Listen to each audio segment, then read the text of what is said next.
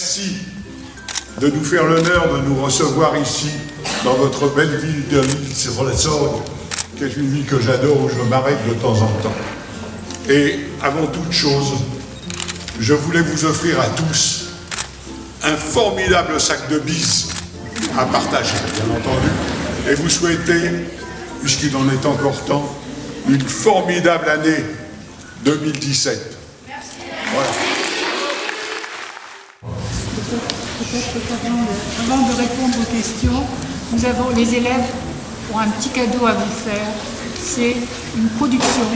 Le réalisateur et les élèves d'un collège de Lille-sur-Sorgue, le collège Jean Garcin, a construit un petit clip qui vous est destiné. Alors on va leur laisser l'honneur.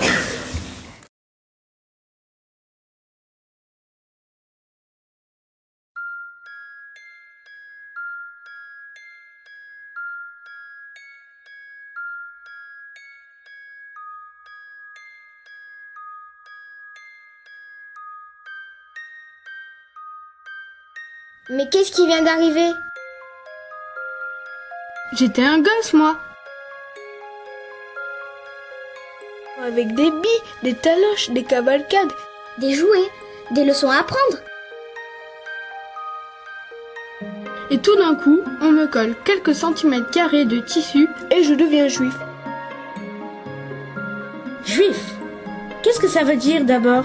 C'est quoi un juif? Je sens la colère qui vient doubler de la rage de ne pas comprendre.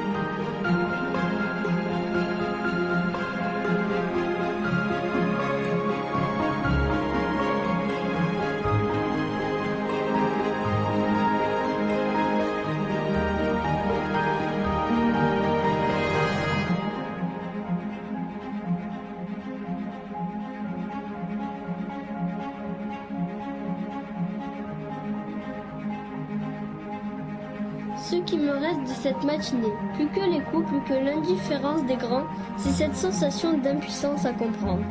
J'avais la même couleur que les autres, la même tête.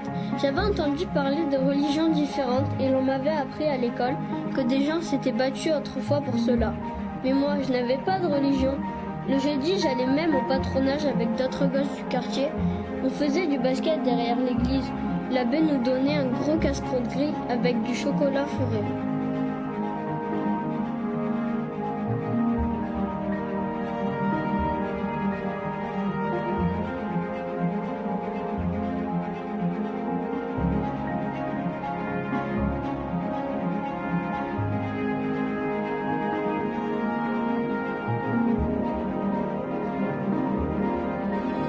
La bille roule entre mes doigts au fond de ma poche.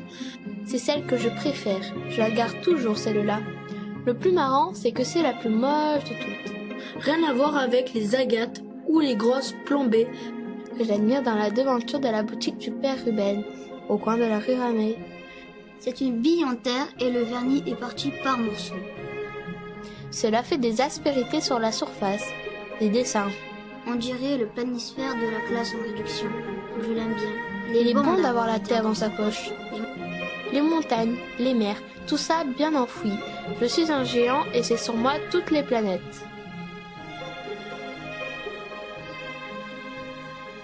Mais qu'est-ce qui vient d'arriver? J'étais un gosse, moi, avec des billes, des taloches, des cavalcades, des jouets, des leçons à apprendre. Papa était coiffeur, mes frères aussi, maman faisait la cuisine. Le dimanche, papa nous emmenait à Longchamp dans les canassons et prendre l'air. La semaine en classe, et voilà tout.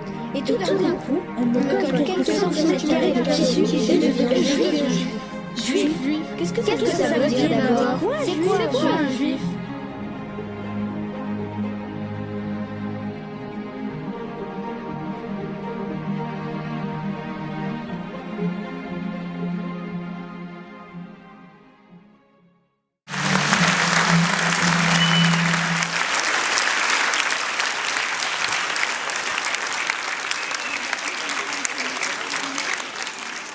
Ce jour-là, on était allé à l'école, ma mère avait cousu cette étoile que les nazis voulaient infamant pour les juifs. On s'est battu dans la cour de la communale. Ça n'a plus été comme tous les jours.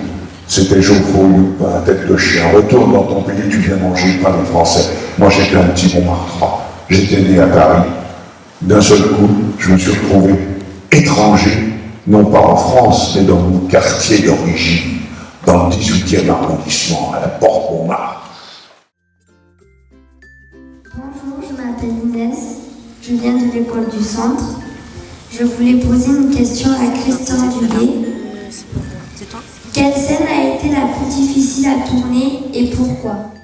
Dans les scènes les plus difficiles à tourner, il n'y a pas une scène qui a été facile, mais je dois dire que la scène de la gifle, pour qu'elle résonne, pour qu'on puisse comprendre le legs du papa, la difficulté qu'il avait à se séparer de ses enfants et de leur faire comprendre les enjeux. C'était une scène très difficile et c'est une scène qui a été tournée en novembre dernier, une semaine après les attentats. Pour Patrick, ça a été difficile parce que son fils était dans le stade et il a eu très très peur pendant les attentats de Paris. Et donc, évidemment, ça nous fait comprendre que l'histoire continue malheureusement. Bonjour, je m'appelle Clara et je suis au collège Jean-Bouin et c'est une question pour Joseph Lefaux. C'est qu'est-ce qui vous a donné l'envie d'écrire, de transcrire ce témoignage biographique une trentaine d'années plus tard? Ce qui m'a poussé à écrire ce livre, je vais te dire une chose, quand tu as vécu une aventure comme la mienne, eh bien il te poursuit. Il te poursuit, et même à 40 ans, je veux te dire, écrire a été pour moi un moyen d'exorciser mon enfance, d'aller un peu au-delà de moi-même. Et si je dois m'auto-analyser, je dirais que j'avais deux solutions. Soit écrire, soit aller chez le psy. Et je peux vous garantir une chose, c'est qu'entre deux mots, il faut choisir le moins. Et écrire a été pour moi une excellente thérapie, puisque après le sac de billes, j'étais un peu plus décontracté à travers mon aventure, et j'ai continué à écrire. Et encore aujourd'hui, à 85 ans, je suis encore en train d'écrire. Voilà. Merci. 5 ou 6 ans, 7 ans. Et vous savez, quand vous êtes le dernier d'une famille de 7 enfants, et que vous avez des frères et des sœurs que je voyais comme des montagnes, des êtres au-dessus de moi. Et Maurice qui en profitait, qui me disait, toi tu te la fermes, Jojo, t'es qu'un petit con. Oh, vous savez, ça fait mal quand vous avez 6 ans, 7 ans, et que vous avez un frère qui a 2 ans plus que vous, qui vous répète ça sans arrêt. Mais si vous finissez par le croire à la fin. Et à la fin, je pleurais tellement, je suis allé trouver Anna. Anna, c'est ma mère. Je lui dis, maman, Anna, elle me dit, qu'est-ce qu'il y a? Je vais parler avec cet accent des Juifs d'Europe centrale, vous savez. Elle me dit, qu'est-ce qu'il y a, Joujou? Qu'est-ce qu'il y a, Maïken? Qu'est-ce que t'as? Je lui dis, Maurice, maman, il n'arrête pas de me dire que je suis un petit con. Et elle éclate de rire, elle me dit, c'est pas grave, t'as qu'à lui dire que lui, c'est un grand con. Voilà. Christian a très bien su interpréter. Bonjour, je m'appelle Tatina et je suis du collège Jean-Bouin. Et j'aurais une question à poser à Monsieur Lefaux. C'est est-ce que vous avez gardé votre bille préférée, votre musette, et est-ce que vous avez vu Zerati? Si j'ai gardé ma bille préférée et ma musette, elles sont au grenier et j'espère qu'elles y resteront pour toujours. C'est d'ailleurs la fin du livre si vous l'avez lu. Je le dis, je l'explique. J'ai toujours cette bille.